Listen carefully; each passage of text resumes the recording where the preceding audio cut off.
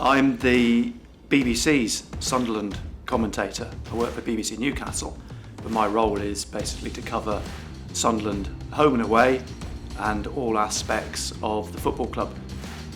So it's a pretty full-on role 24/7 through the season because of interviews and matches and everything that goes with the prep for all the games. And yeah, 15 years. Myself and Gary Bennett, who's the former captain of Sunderland, together we've barely missed a game, and I'm trying to think how many games that is over that period of time. But yeah, I started in 2003 at Sunderland. My favourite Sunderland player, it's I think probably the one name that often comes to mind for me is Bolo Zenden. I think he was such a good player, full stop. I mean, as a Dutch international, and what he brought to the team. But he was also off the field great to interview. It was always a real pleasure to interview Bolo. He was very intelligent. He spoke 34 languages or something, but he was very eloquent, and he always got involved in the interview. It wasn't a typical cliched footballer's interview.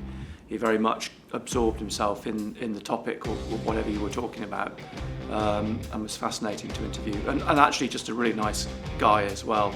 So I think Bolo, for me, is the one that stands out.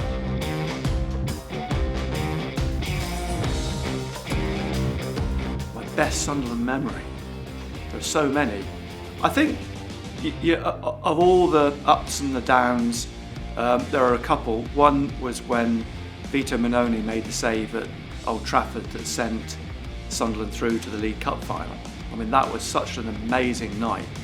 But going back, even further, reaching the FA Cup semi-final, and it was a bad memory losing to Millwall at Old Trafford. Again, Old Trafford seems to be the recurrent theme, but it was at the same time, to get to an FA Cup semi-final and think you could be in the FA Cup final. That was sort of abiding memory for all the wrong reasons. And then the League Cup final itself, when Sunderland faced Manchester City and Barini scoring to put Sunderland 1-0 up. That was just fantastic.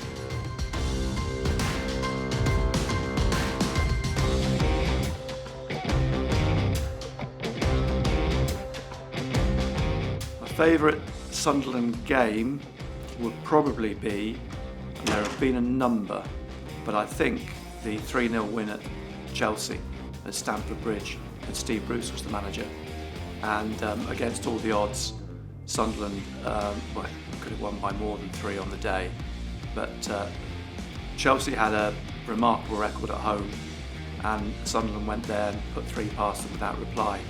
It was one to savour.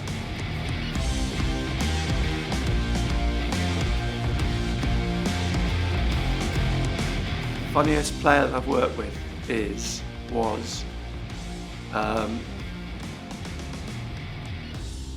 interesting. I'm trying to think who was the comedian that was Fabio Barini, probably, because he, I think without realising it, actually was quite funny, because he was in his own way very, very serious, but he was so serious it almost became comical.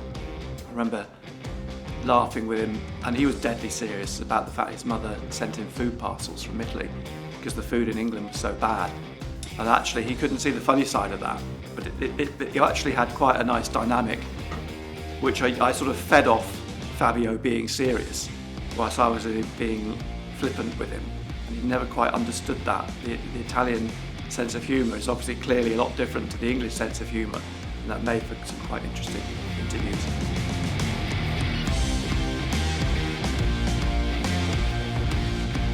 Last season really was horrible. It's one of the worst seasons I've covered at any football club.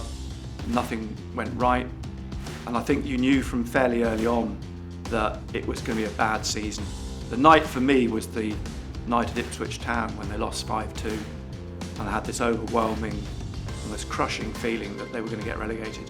I just couldn't see a way out of the trees because they just seemed to be a broken team, broken spirited, and I just felt then that it was going to be a long hard, horrible season, and I wasn't wrong.